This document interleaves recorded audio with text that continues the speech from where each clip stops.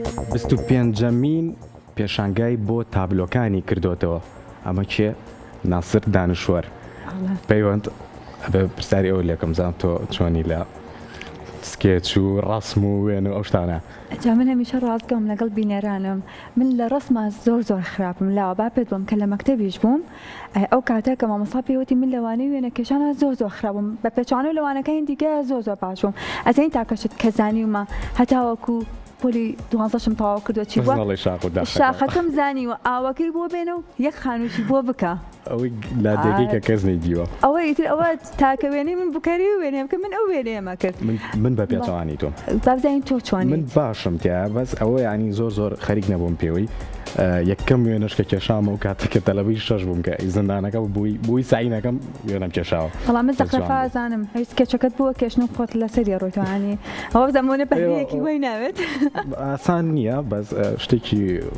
قورسیش نییە زۆر قورس نییە زۆر قورسنەکەواتە بەهرەیەکی وام نیە لە وێنە کێشانە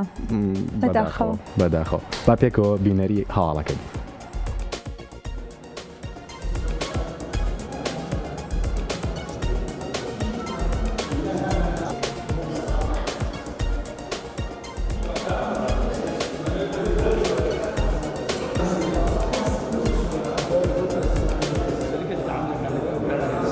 لە هۆڵی گەلەری میدیای شاری هەولێر نیگارکێشی ڕۆژهەڵاتی کوردستان ناسر دانشوەر 25مین پێشانگای تایبەت بەکارە هونەرەکانی بەناونیشانی پێشانگاکە ڕەنگ ژن کۆمەلگا کردوتەوە. هونەرمەند ناسر دانشوەر بە کورساتی ڕاگەیان 22 تاپلوی جیاواز لە پێشانگاکە نمایش کراون کەی پەیوەندی نێوان ژن و کۆمەلگا لەسەر جەمبوارەکانی ژیان لە تابلۆکان ڕەنگیاوەتەوە. تەواوی تابلۆکان لە جۆری زەیتی نەخشێنراون و تاکو 25 مانگ بەڕی میوانان کراوە بێت.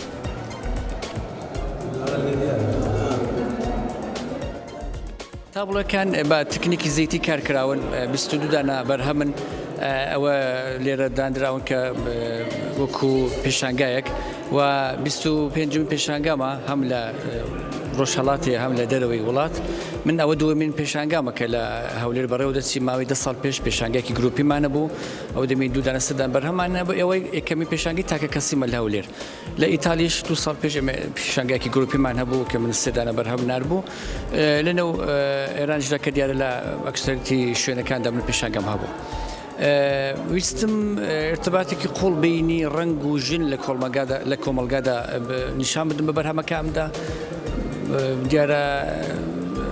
خودی ژن وەختێک باسی سەردەکرێت ئینسان وەبی ڕنگ دێتەوە مرۆڤ بی ڕنگ دێتەوە و ارتباطی بینی ڕنگ و ژن لەو بەرهەمانەدا ئەو پەیامەیە کە من دەمهەوێ ڕای بگەینم. ئەگەر بە وردی سری تابلەکان بکردرێ دەبینرێت کە هەم ژانری ناخۆشی تێدایە وەکو بابەتێکی کە تابلۆکمان باسی لەو کچانەی ناوێ دەکە کە سووتان لە مەکتەب و چاو لە ئەوێن دەکە کە خۆی ئەو جوری کە دەبینی نابینی و بە شێکشان وکە تاوڵێک کە لێرە قەواریدا هەمان گەورترە نەورۆزە کە ژن بۆ لیباسە جوان و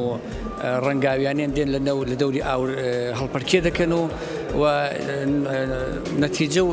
ئاخری ئەو ڕووداوەی سەرکەوتنی ژینە لە ئەو ئاورەدا کە لە سەرەوەی تاوڵەکەی نیشاندراوە. هەم بابەتی خۆشی تێدای هەم بابەتی ناخۆشی تێدا کارمان هەیە لێرە کە باس لە پیرزانە کچ دەکەن کە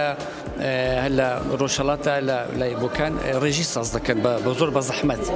و من ئەو ڕووداوەم لە بنەوە سووتاندووە کە ناکرێژن ئەوەندە ئازار بکێشی